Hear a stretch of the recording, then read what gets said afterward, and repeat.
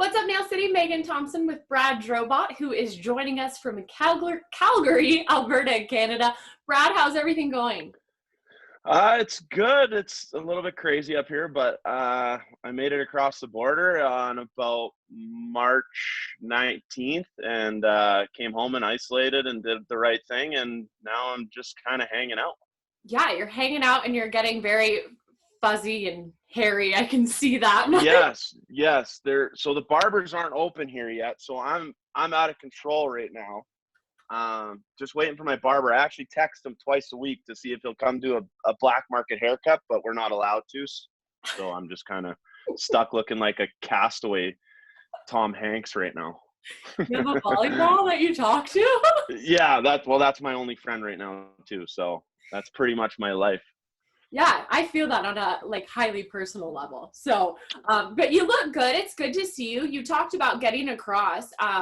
Did you have any problems getting back into Canada? I mean, it was such a crazy time when, season canceled, and I know you guys were sort of rushed, and Trudeau was calling all Canadians home.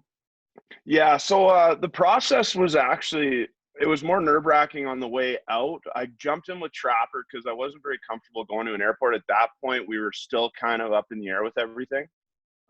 So Trapper and I started heading back. We took about 2 days. We stayed in Wisconsin one night, and we crossed at a little border town called Estevan, Saskatchewan, which for a lot of the Americans wouldn't know where that is, even Canadians. It's a little tiny place, and it was actually super easy. We crossed. The lady gave us just a slip of paper that told us to self-isolate, kind of the process that they want us to go through when we arrive home, and that was it. We hit a couple snowstorms in the Dakotas and into Saskatchewan, and then I got home and came and hid out. I've been staying with my folks for the remainder of it, so I actually stayed downstairs away from my family. My mom would put food at the top of the stairs, and I would come out like a little hermit crab and eat dinner. And I got a treadmill down here and some weights, so I did the right thing. So it was good. No, that's great. I know that everybody who was going into Canada had to do that self-isolation, and so that's really sweet of your mom to make sure that you were well fed through all. Oh yeah, she spoiled me. I know that can't be easy because all you guys want to do after a hockey season is see your family, see your friends, and it was even more so delayed to where it's like I'm home, but I'm not. Yeah, it's still up in the air, staying at home and staying with my folks, and they're considered in that demographic that's starting to get up there in age, and it's a little bit spooky for them. So I've been staying to myself. I have seen a couple friends, but there's nothing to really do. The bars aren't open, the nightclubs aren't open, which is more my thing, and I can't go to those. So I've been getting out to the mountains a couple times, and that's pretty much it. I saw you were at were you at a lake? I saw on Instagram and you wrote like the Soon or something like that. Was that in Calgary?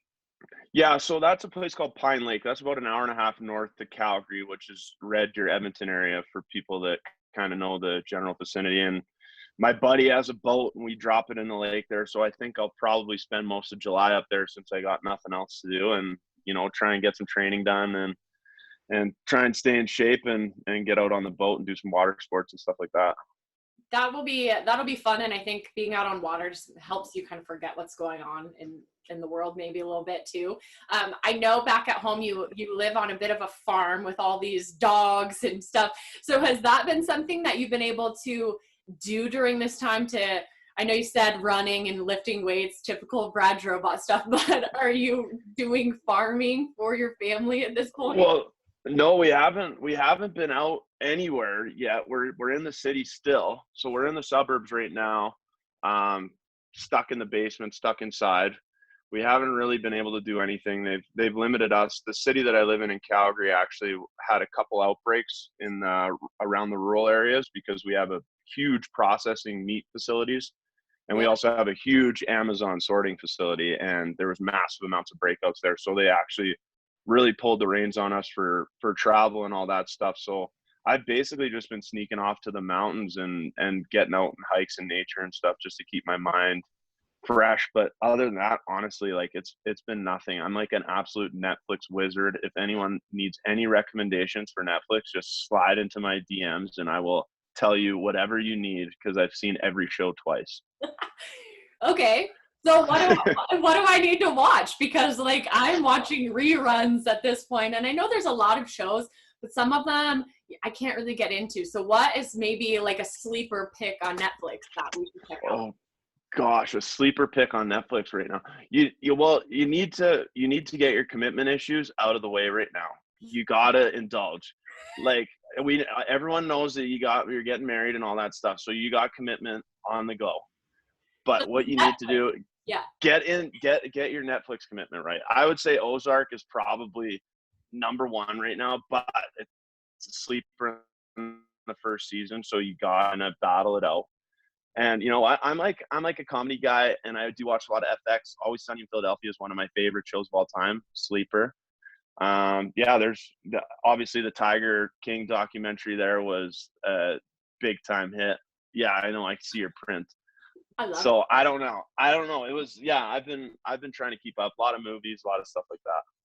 Yeah, I will say Ozark, so that I got into that, no problems, but you mentioned getting married. I haven't been able to see the fiance. And so we promised each other we'd watch the new season, which is essentially torturous because Oh, I know it's so good and I see spoiler alerts and I have to turn away from Twitter. So I do know, I can attest that is a good one for sure. And then the Jordan documentary was phenomenal. And now that's over. yeah. So sad. Yeah, no, that was really well done. It's kind of interesting to indulge in a guy's life like that who you didn't, he was pretty quiet and you never really knew. I didn't know he was sucking on cigars the whole time and golfing $20,000 rounds before games. He was a pretty wild child, but what a guy. You have to remember, it was in a time where we didn't have social media. He wouldn't, that stuff, I mean, everything, they sneeze and like that's tweeted about now. So Yeah, he's that's very true. blessed to be in a time where he could do that stuff behind the scenes and no one knew about it till now. So That's right. That's right. Yeah. Yeah. Well, he was arguably still is probably the most recognizable athlete in the entire world. for sure. So it was cool to indulge in his life that deep. Yeah, no, for sure. Talking about last season, is there any like fun stories that are PG-13 that you can maybe share, maybe a memory or moment this season that really just stands out to you as to kind of make this season special for you? Oh gosh, we had so many. Our trip to South Dakota there was probably one of them where we really came together, and we saw things that I think we took for granted in Wheeling and South Dakota. There, it's a little bit of a different town. Rookie party always is a good time. Of course, we got to keep it PG-13, but we did a little scavenger hunt. I'm fully invested because I always consider myself the party planner. So I actually went downtown Pittsburgh on a day off and did the entire rookie hunt, scavenger hunt myself to make sure that it was fun. So like I was committed. I did need a driver to get back home, but we did the little bar hop. We took a bus as a team down together. So we rented a little party bus. We stopped at Top Golf and we did Top Golf and we did all that kind of stuff. And we just had lots of fun with it. There's just so many stories. Like me and Scudsy always, getting into trouble, and we always trying to get Brownie to come out and he'd lock his door and pretend he was sleeping was one. Brownie was always hiding, wine Wednesdays at the Later Gator and Mondays at the Gator were always a good time. And, there's just stuff that you'll never forget with a really good group of guys. Yeah, for sure. It's such a fun group, and I know you guys bonded well, and I cannot think of a better person to plan a rookie party other than you. And not only did you plan it, a fun one, but obviously safety first. So I think that's also really great because you do have this really fun-loving personality, but you're also in touch with reality, and you made sure that everybody got home safely. So to all of our fans, Brad knows how to have fun responsibly. So. That's right. Yeah, everyone came home unscathed. Actually, Coach called me the morning after and said, okay, like, what do we got to deal with? And I said, no, everyone's fine. Everyone's tucked into bed, safe and sound. So it was good. Did you feel like you were one of the older guys on the team? This team was very young. Did you feel almost like a dad sort of figure throughout this season as somebody that people looked to for that veteran leadership, and also you knew, like, you know the ropes, you know how things go, and these guys who maybe are coming out of major, junior, or NCAA have never experienced this before. Yeah, definitely. You know, with the young guys, we had such a good group that was so well invested. It helped that we had a lot of contracted guys that were, you know, they were already well ahead of their time. They were already responsible. You know, I've been on some teams where some guys don't quite figure it out yet, but those guys with you know, with American League contract and stuff, they know they have lots to be really careful. And you know what? Just always staying positive. I've always reiterated that. I might not be in the lineup every night. I might not be the fastest skater on the ice or get the most points, as everyone probably knows by now. But you know what? I will always have a smile when I come to the rink, and I'll always put in the extra effort. And a lot of guys did see that. I was actually, you know, a guy like Hawkins, he kind of fell underneath my wing and really actually bought into some of the things that I was saying. And you know, to get text messages after the year from a bunch of young guys that said, "Hey, listen, like, I don't know if you know how important you were to me throughout the course of the year in my first year pro." Like I had a few guys reach out and say that, and it's, you know what, that's why I keep coming back is that reason is, you know, if I can have a little bit of a positive influence on those guys and affect their career positively, then, you know, why not keep doing it? That's amazing. I know your personality is infectious, and just, you know, even coming to the rink sometimes after a loss, it's even, I'm like, oh, I don't even want to go down to the locker room. But you have this ability to, no matter what's happening, maybe on the ice, or if things aren't maybe going the way the team feels it should, you're always there staying positive for these guys. And I know as a staff member, I mean, we appreciate seeing you, and you know, there's nothing better than like, "Hey Brad, how are you?" And the response is, "Hey, how's it going?" You know, or some guys are like, you know, Yeah. no. Yeah. No, that's right. Yeah. That's good, and that's needed. And maybe our fans who know you personally know how personable that you really are, but you also are that way, and that rock for the locker room. You're just a player through and through. I appreciate that. Yeah, absolutely.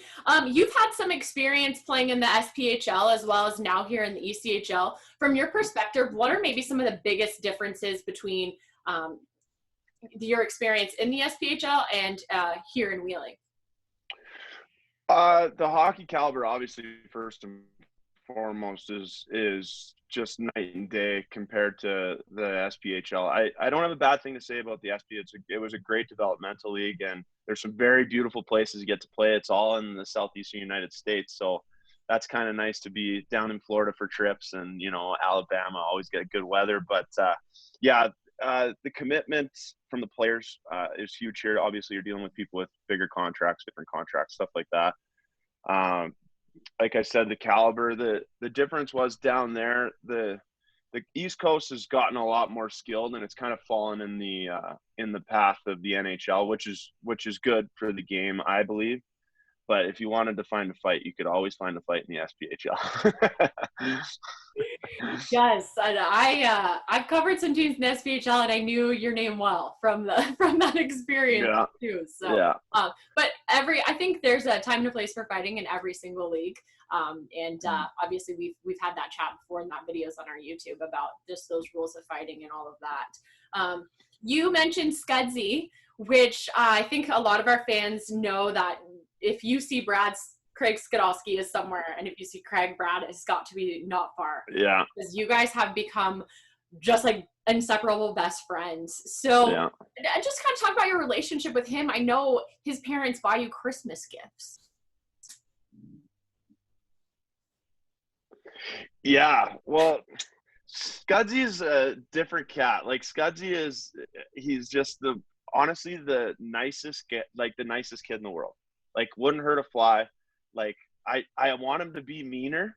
Like I bully him sometimes. Like I always punch him in the arm when he's driving, because I'm like, I want him to be meaner. So like I'm working on that with him. He's 6'7", so I want him to be a little bit more bully. But yeah, like just amazing guy, amazing family. They took me in for the last 2 years at Christmas because I'm really far away from home, and like I do it all. They're like, it's like a Brady Bunch scene. Like I go upstairs, like the dad's got the camera. you know, the whole family's there, plus me, this big goon with a beard and tattoos standing in the back. You know, you say your age and your name, and then you go down, and oh gosh, the gifts. It's like these people are just the most immaculate, like beautiful family ever. And you know, Scuds, he's one of a kind. He's just a puppy. He's a guy that I'll literally cherish the relationship I've had with Scuds for the rest of my life. There's not a lot of people left like that, and Scudsy is the man. He is. He's a great guy. He's just a gem for sure. He talked about, when I interviewed him, his relationship with you, and obviously shares that same sentiment and obviously just loves you. He talked about his golfing, and he, you know, tooted his own horn, said he's probably the best golfer on the team. And I asked him about you, like, you guys golf together, and he said, well, Brad doesn't golf. Brad's my caddy. So talk about that. Like, why don't you golf, and what do you do for the boys out on the course? So I just can't golf. Like, I'm not built for it. Like, I got too short of a fuse, and that's a frustrating game. I can't do it. And I know that now. So like I'm fully invested. I'm a caddy. I've actually went to like Home Depot and I bought like a paint suit, and I'll actually be a legit caddy. I will rake the sand trap after. I'll read greens. I'll pull the pin. I'll hold on to the pin. Like I'll help them with the wind. Like I'm the best caddy out there.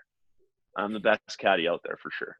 Very, just in your look now is just very Happy Gilmore to a T, like the bum that's off the street who becomes his caddy. Yes, I'm washing my underwear in the ball washer. I can see it. I can see it now. That is so cool. I know I'm not going to ask you this, whether or not you're coming back, because no one knows, but we'd obviously love to see you here in Wheeling. But I know DJ told me, he said, ask him about this. So for school, you went to South Alberta Institute of College, right? Yeah, that's right. What was your major there? Is that a trade school, or what did you go into it for? So I took something called power engineering. So it is, you have chemical, civil, electric, and power is another big one too. So essentially what happens in Northern Alberta, where I'm from, is there's a lot of oil and gas, and a lot of careers get directed to that. So a power engineer is basically responsible for running equipment that runs under a certain pressure. That's a dangerous pressure. So if people who aren't qualified run this equipment, it runs the risk of causing some serious damage, and it's very dangerous stuff to work on, like boilers and compressors and pumps and, stuff that runs at a high pressure. So I went to school for that. I got my ticket in that. I had a scholarship. I was playing hockey when I was there in a league called the ACAC, which is the Alberta College Conference. So some pretty good teams, University of Alberta, we got to play University of Calgary. We played a team called Nate, which is kind of our sister school in Edmonton, a big rivalry there. And yeah, I battled through school. I didn't know how hockey was going to turn out for me. I think I was done after junior, and then I played college. I thought I was done after college, and I played pro, and I've kind of had a horseshoe for that stuff for now. So I haven't got to use it, but I do pay my union fees every year. But that's something that maybe I'll get to indulge in the future here soon. Have you thought of that? Is that definitely obviously the field that you want to go into post hockey, or have you thought about even coaching hockey or doing any of that? Or maybe you haven't even thought that far ahead. Yeah, like I actually just had contact from a senior hockey team so basically how senior hockey works in Alberta and where Clarkie's from in Ontario is you have basically these small towns that are consisting of oil and gas people, mostly kind of in rural Alberta and rural Canada all across. And they bring in hockey players and they basically let you play hockey, but they give you a great job. Yeah. So you play hockey for free, but you get a great job. So there's a place called Dawson Creek, British Columbia, that reached out to me this summer and said, hey, we want to get you on a gas plant up there for a ridiculous amount of money, but they want you to live up there. And I don't know. So like, it's, there's a lot, it's not all gravy. Let's just say that. But yeah, it's interesting, but I don't know if I'm ready to live in a rural Alberta yet. I still like the city. I still like to, go out and have my fun. Yeah, for sure. I've actually heard of those senior teams prior, so I knew exactly what you were talking about. Do you feel like, obviously we've talked about getting older, and any season your body takes a beating, no matter your age. Have you thought at all about, maybe last year with that unfinished business, does that even light a fire underneath you even more so to make sure that, even if you were thinking of potentially going a different direction, not knowing, does that something that really is pushing you into this next season? Because we've talked to a lot of guys and they say, we feel like we were cut short and we missed something last year. Do you have that same feel? Yeah, definitely.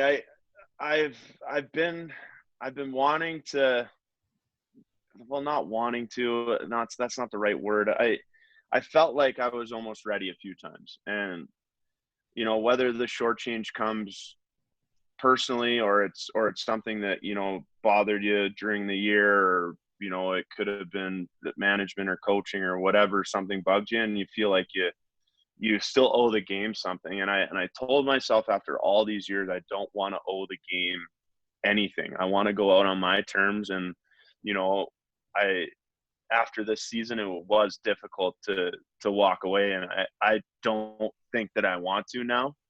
Like one more kick at the can would probably be good for me. Yeah. I want to be able to bring some more to the table, and I want to be able to chip in a little bit more. Obviously it was kind of tough, and the game's kind of changing. I'm trying to change with it, but I hope there's still a need for me, because I still kind of have that drive. And then on top of it, even walking away from the game and having the ability to maybe coach at a good level would be something that I'd be interested in too. I just don't think that I'm ready yet to do all that stuff. I know, like, me and Clark, you were real close, your hubby there, and he was ready to walk away from it all, and he had his career and he was excited for it, and he found a new passion, for the police work and stuff like that, and he's super hyped about it. But I don't think I'm ready for that yet. I think I'm still hyped about hockey.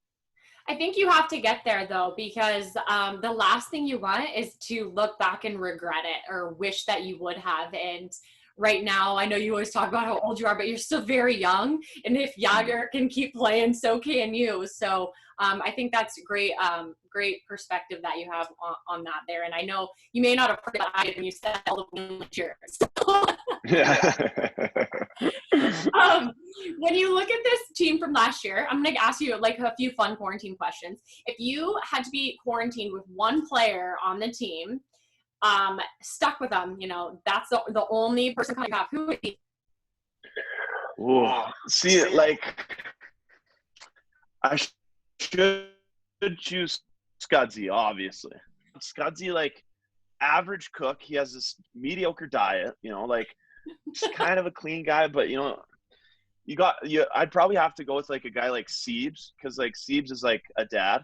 He'd probably cook and clean when I can just relax, and like, me, he'd probably keep me in good shape. He's a workout guy. Me and Scuds would probably just like hang out and watch Netflix and like have beers. So it'd probably be like not good for us. Probably not. You guys would come out a little chunkier than you would hope. Oh yeah. Especially with what he says, his mom's chocolate chip cookies. I hang on. That's what he claims. Dangerous. They're the best in the world. Yeah. Yeah, they're dangerous. I try and stay away from them. Actually, Tickham is the absolute cookie monster. That guy can eat cookies like you wouldn't believe. Like, if he could crush 30 cookies a night and then be like literally sick to his stomach and not stop. He's the cookie monster. Oh my gosh, he's pretty, he's a big dude, but he's fairly in shape, or looks to be. Like, he doesn't have a cookie gut, right? Yeah, no, he just mucks cookies all day. He loves them. That's awesome. Is there something that you're looking forward to most when quarantine ends? Like, I don't know if you guys have moved into any phases. As you said, you're in a place where there's more breakouts, but is there something you're looking forward to most, able to leave the basement? I want a haircut so bad. I just want to see my barber. Like, I need it. Like, I think my neck hair is connecting with my chest hair. Like, Wow. it's just, I'm out of control. And I don't mess with the beard. Like, I don't do it myself. Like, I have a guy that I trust, so I don't know. Probably just a nice haircut, and then to sit down and just say hi to a bartender and have him ask me what I want for beer and if I want a menu, and I'd be happy. I love it. You never thought of taking clippers or doing any sort of manscaping to yourself. That's off limits. Because I know you're particular and you like your cuts. And I know you got scuds on the cuts, and you don't go to big clips, like you go see somebody who's legit. Oh yeah, I like when I go to a barber, like I'm getting nose hair waxed, I'm getting my unibrow waxed, like I do it all. I do it up. I like to get pampered. Men need to be pampered too. I know you girls get your spa day all the time. Well, when a man goes to a barber, it should be a nice time. You should get spoiled. So I'm go to the barber. I'm there for an hour and a half, 2 hours. Wow. Yeah, I got a lot of hair to work with too, right? You got to keep in mind it's a lot of work. Yeah, you may want to block off like a whole week to fix what you got going on under that. Oh yeah, it's a disaster. I don't know. My barber might turn me away when he sees me. Just be like, "Yeah, you're too far gone." I would just give him a really good tip, Oh yeah, he's gonna earn it. That's for sure. Have you dabbled into cooking or baking or puzzling or doing anything? I know you said Netflix, and you're a gym rat and you love to lift those weights. But is there something that you've explored maybe out of your comfort zone that you probably would never have dabbled in prior to this? Yeah, I tried the puzzle game. Like I dug deep into this cupboard that we had, and I think this box was from like 1972. And I opened it up. I didn't get very far on it because my attention span's like a goldfish. It took me about 3 hours to get the border done, and I was like, "Okay, I don't know if I can do this." I've been trying to take up reading. I never stretched before. So like anyone who's played with me, all my trainers, they can all attest to this. I probably have the flexibility of like an 80-year-old who's been in a car accident. So I'm trying to stretch more. I put on some music and I stretch, but like it's more painful than like comfortable for me. So that's what I'm working on. I'm going to try and get my flexibility better. Obviously I'm getting older, so I got to do that to try and help with my injury prevention. If I do, now if I get up too fast, I pull my hamstring. Your analogies are killing me right now. Is there a snack that has become your go-to snack? Like, I know there's a lot of food, like ketchup chips, and there's different things in Canada, and like crisps and different candies and cookies and different things that you can get in Canada that you can't get here in the States. So, is there something that it's been like your go-to every day you're eating it? Oh, I've actually been so good. Like I've been trying. I know my discipline to this is phenomenal because I'm scared. I've been running. I run 5K a day right now. I've been running like a madman. What are you scared of? I don't want to get fat.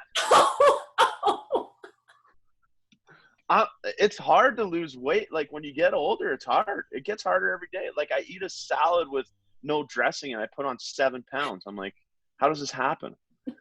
So I'm with the folks, and the folks like, they cook real good meals every night. Meat and potato people from Alberta. So I have to say my mom makes these these twice stuffed baked potatoes, like takes the middle out and leaves the shells and then like mixes it with like bacon bits and sour cream and then puts them back in. Oh, they're dangerous. But I've only had them twice since I've been home, and I've been home for like almost a couple months. So I'm doing good. I've been eating a lot of fish and a lot of veggies, and I've been running every day. So I think I'm down 11 pounds. I'm trying to lean out. Wow. Jeez Louise. I got to change my game. I got to try and score goals next year. I got to change the game. I'll stand by it. All we do is use you as a screen. You stand in front of the goalie and we just try to ricochet pucks off you. Just hit me with it. I don't care if it goes off my face. I'll take it. That's the dedication we love to see. No, that is true. You talk about getting into shape, and with not having access to rinks right now, you guys are also having to reinvent the way that you're staying in shape for hockey as well. And I've said it on other interviews, like you can either leave quarantine a hunk or a chunk.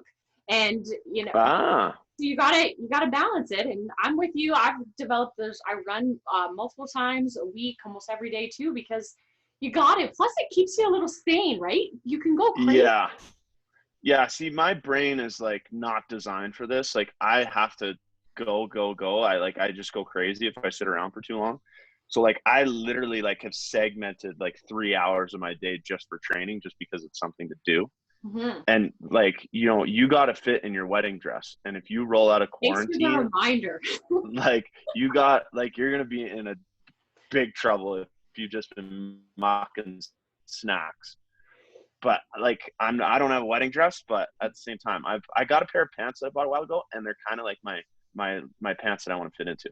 And it's hard as a hockey player. We always got thick in the rear end, and we got big legs, and it's tough to lose it. But I'm trying to literally run my butt off right now. That's good. Nope. You know what? And you're right. I do. I have my wedding dress. It was all ready. So we were supposed to, my wedding date was supposed to be in a couple weeks. So it's been postponed. So I have it hanging ready to go. So, you know, when I go and grab like a whole thing of animal crackers and I'm about to just like eat the whole thing, I'll like look at it and just take one and bottom up. Maybe Do you try like? that, you know, hang your pants up. So every time you walk by, you're like, crap. Yes. See, I've been trying to like eat vicariously, like through my family. So they like have something bad. I'm like, what does that taste like? It's like an ice cream sandwich. I'm like, is it good? Can I smell it? That's amazing. Well, I think This by is the end of it, savage. Like they're gonna roll out of here. yeah, by the end of this, you're just going to be in the best shape of your life. So I think that's awesome. Um, just probably my last question for you. I know you said the other day when I was chatting with you, you finally got to see your nephew. Is this a new nephew? Did you guys have an addition to your family? Okay, so my sister adopted a little guy right before I left. So his name's Sawyer. He's my best buddy in the world. But I have to see him through a piece of glass right now. It sucks. Like we're practicing doing the right things, right? So like he doesn't understand, but I bought him like some hockey stuff. I bought him Penguin stuff, and believe it or not, I'm a Flames fan, but he actually liked Penguins because I took him to the zoo and he liked Penguins, and Oh, it kind of fits that we're with the Penguins organization. So I bought him some Penguins gear and stuff like that, and we gave it to him. But I haven't been able to give him a hug yet. But when he gives you a kiss, he doesn't know how to kiss yet, so he just comes at you with his tongue out. So we're kind of like we're kind of like avoiding the guy's like walking COVID if he's licking everything. So we're trying to do the right thing. But yeah, he's my little buddy. He's 2 now, and he's starting to talk more and all that stuff. So I FaceTime with him for about an hour every day just to try and make sure he remembers me. But he likes my beard. He knows my name now.